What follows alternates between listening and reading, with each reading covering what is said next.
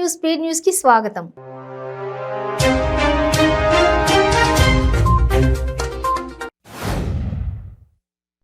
కర్ణాటక ఉప ముఖ్యమంత్రి కాంగ్రెస్ పార్టీ రాష్ట్ర చీఫ్ డీకే శివకుమార్ తో వైఎస్ఆర్టీపీ అధినేత వైఎస్ షర్మిల భేటీ అయ్యారు. కర్ణాటకలో కాంగ్రెస్ పార్టీని అధికారంలోకి తీసుకురావడంలో కీలకంగా వ్యవహరించిన డీకేకు షర్మిల అభినందనలు తెలిపారు. డీకేను మర్యాదపూర్వకంగానే కలిశానని షర్మిల చెబుతున్నారు.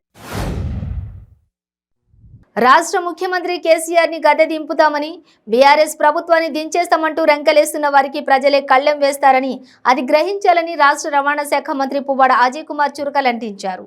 భద్రాద్రి కొత్తగూడెం జిల్లా పినపాక నియోజకవర్గంలోని బూర్గంపహాడ్, అశ్వాపురం, మణుగూరు మండలాల్లో రాష్ట్ర రవాణా శాఖ మంత్రి పువ్వాడ అజయ్ కుమార్ విస్తృతంగా పర్యటించారు. వరి ధాన్యం కొనుగోళ్లలో అవకతవకలు జరుగుతున్నాయని నాగర్ కర్నూలు జిల్లా రైతులు రోడ్డెక్కారు. మాజీ మంత్రి జూపల్లి కృష్ణారావు ఆధ్వర్యంలో రైతులు కలెక్టరేట్ను ముట్టడించారు. ఈ సందర్భంగా రైతులకు పోలీసులకు మధ్య తీవ్ర వాగ్వాదం జరిగింది.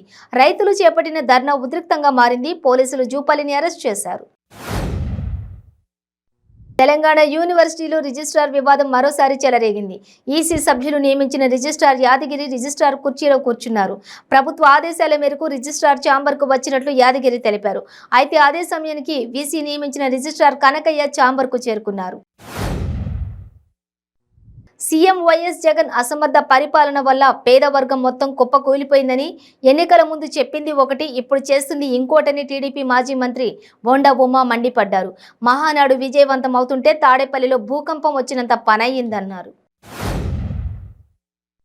నూతన పార్లమెంటు భవన ప్రారంభాన్ని రాష్ట్రపతి ద్రౌపది ముర్ము చేత ప్రారంభించకపోవడం రాజ్యాంగ వ్యతిరేకమని బహుజన సేన అధ్యక్షులు శ్రీ చందు పేర్కొన్నారు. మదనపల్లె పట్టణంలోని అంబేద్కర్ సర్కిల్ వద్ద వారు ధర్నా నిర్వహించారు. ఈ కార్యక్రమంలో బహుజన సేన నాయకులు పాల్గొన్నారు. అనంతపురంలో అత్యంత కీలకమైన టవర్ క్లాక్ ఫ్లైఓవర్ బ్రిడ్జి సిద్ధమైంది. అనంతపురం ఎమ్మెల్యే అనంత వెంకటరామిరెడ్డి ఆధ్వర్యంలో చేపట్టిన బైక్ ర్యాలీతో బ్రిడ్జిపై రాకపోకలు ప్రారంభమయ్యాయి.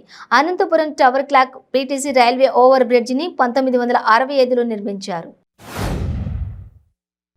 బాపట్ల జిల్లా వేమూరు నియోజకవర్గంలో బైక్ చోరీలకు పాల్పడుతున్న నిందితులను పోలీసులు అరెస్ట్ చేశారు. తెనాలికి చెందిన జయప్రకాష్, కోటేశ్వరరావు, వెంగళదాసు ముఠాగా ఏర్పడి చోరీలకు పాల్పడుతున్నారు. వీరిపై నిఘా పెట్టిన పోలీసులు చాకచక్యంగా వ్యవహరించి నిందితులను అరెస్టు చేశారు. వారి వద్ద నుంచి చోరీ చేసిన ద్విచక్ర వాహనాలను స్వాధీనం చేసుకున్నామని పోలీసులు తెలిపారు. టీడీపీ అధినేత చంద్రబాబు చేసిన వ్యాఖ్యలపై వైసీపీ నిరసన గళాన్ని వినిపిస్తోంది. ప్రభుత్వం అందిస్తున్న స్థలాలపై చంద్రబాబు కామెంట్స్ పై ఆగ్రహం వ్యక్తం చేస్తూ విశాఖ దక్షిణ నియోజకవర్గం ఎమ్మెల్యే వాసుపల్లి గణేష్ కుమార్ భారీ బైక్ ర్యాలీని చేపట్టారు. హుస్సేన్ సాగర్ తీరంలో ప్రతిష్టాత్మకంగా నిర్మిస్తున్న తెలంగాణ అమరవీరుల స్మారక స్తూపం అమరజ్యోతిని ముఖ్యమంత్రి కల్వకుంట్ల చంద్రశేఖరరావు పరిశీలించారు. అమరవీరుల త్యాగాలతో ఏర్పడిన తెలంగాణ రాష్ట్రంలో వారికి గుర్తుగా స్మారక స్తూపాన్ని నిర్మిస్తున్నది. తెలంగాణ రాష్ట్రం ఏర్పడి 10 ఏళ్లు కాబోతున్న నేపథ్యంలో సీఎం కేసీఆర్ తెలంగాణ దశాబ్ది ఉత్సవాలను నిర్వహించాలని నిర్ణయించారు. శ్రీహరికోటలోని షార్ అంతరిక్ష కేంద్రం నుంచి జిఎస్ఎల్వి F-12 రాకెట్ ప్రయోగం విజయవంతమైంది. షార్ రాకెట్ ప్రయోగ కేంద్రంలోని సెకండ్ లాంచ్ ప్యాడ్ నుంచి నిప్పులు చెరుగుతూ రాకెట్ నింగులోకి దూసుకెళ్లింది. ఆపై నిర్ణీత సమయంలో NVS-01 ఉపగ్రహాన్ని రాకెట్ కక్షలోకి ప్రవేశపెట్టారు. మహబూబాబాద్ జిల్లా డోర్నకల్ మండలం పేరుమండల సంకీస గ్రామంలో క్షుద్ర పూజలు కలకలం రేపాయి. ఓ ఇంటి దగ్గర అర్ధరాత్రి గుర్తు తెలియని వ్యక్తులు క్షుద్ర పూజలు చేశారు. పసుపు, బియ్యం, బొమ్మ, ఎంట్రుకలు, సూదులతో క్షుద్ర పూజలు నిర్వహించినట్లు ఆనవాళ్లు ఉండటంతో స్థానికులు భయభ్రాంతులకు గురవుతున్నారు. మేనిఫెస్టో గురించి చంద్రబాబు మాట్లాడడం సిగ్గుచేటని మంత్రి విడుదల రజని విరుచుకుపడ్డారు.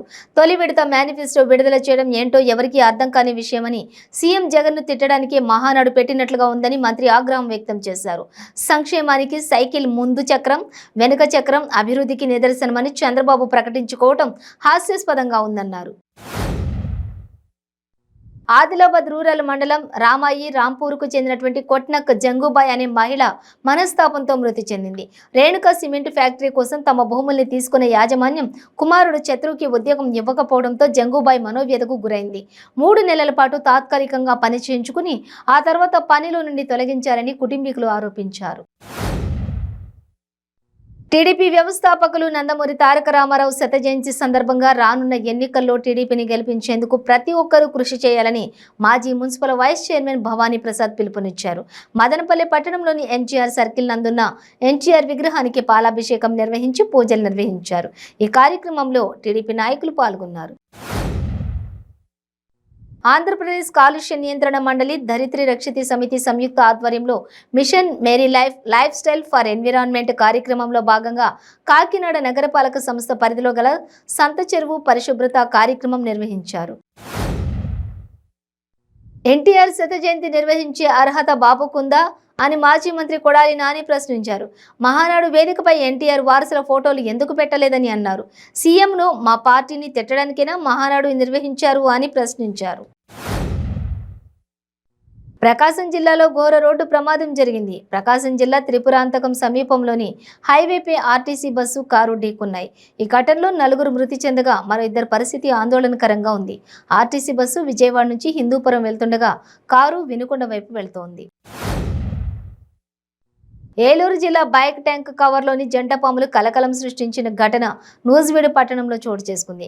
పట్టణానికి చెందిన కుందేటి సతీష్ మెకానిక్ షెడ్ వద్ద తన బైక్ను పార్కు చేశాడు.